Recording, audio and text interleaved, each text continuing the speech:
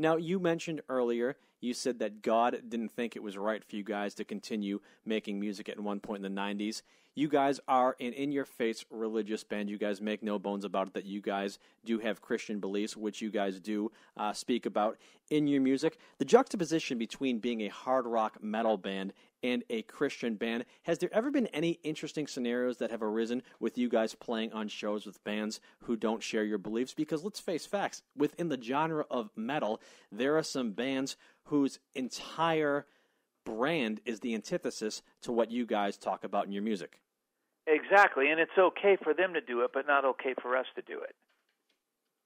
Explain. You know what I mean? I've always got a kick out of that, and I find that laughable. You know, why can't all these bands that are satanic go out and do it and not get poked fun at or questioned or put on the microscope? But then a Christian band comes along and plays metal, and then they're a joke.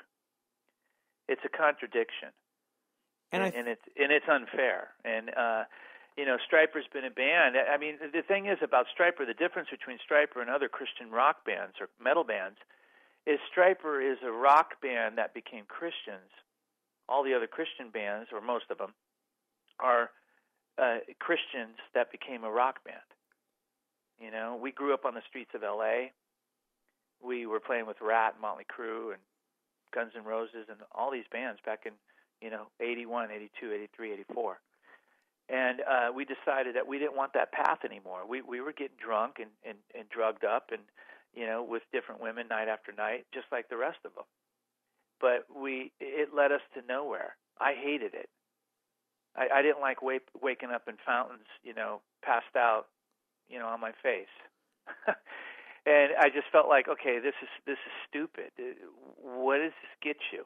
It ages you, or it'll outright kill you. And I don't need this. This isn't rock and roll. This isn't the rock and roll I want. So we got out of it. We decided, you know what? We had gone to church earlier on in our lives, and we felt like we want to get back to that. We want to get back to something that does, keep you clean and sober, and that does mean something. And at the end of our lives, we can be proud of, instead of how many joints we smoked or how many, how many drugs we took or alcohol we drank or whatever.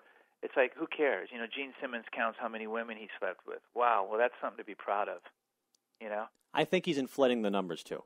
Of course he is. Everyone inflates. They always add to their stories. Like, Nikki Sixx talks about how many times he died, It's like, there's so many over-embellishments. It's just ridiculous. And you really have to question what's true and what's false. The thing about Stryper is, love us or hate us, we took a stand for something, and something that's not popular. We didn't do it to be popular. We didn't do it as a gimmick to make money. If we wanted to make more money, we wouldn't have done it.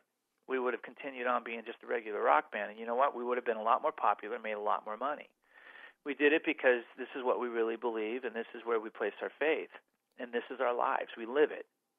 What you get is what you get. And like I said, hate it. That's fine. But at the end of the day, you got to at least respect it, because we've stood our ground.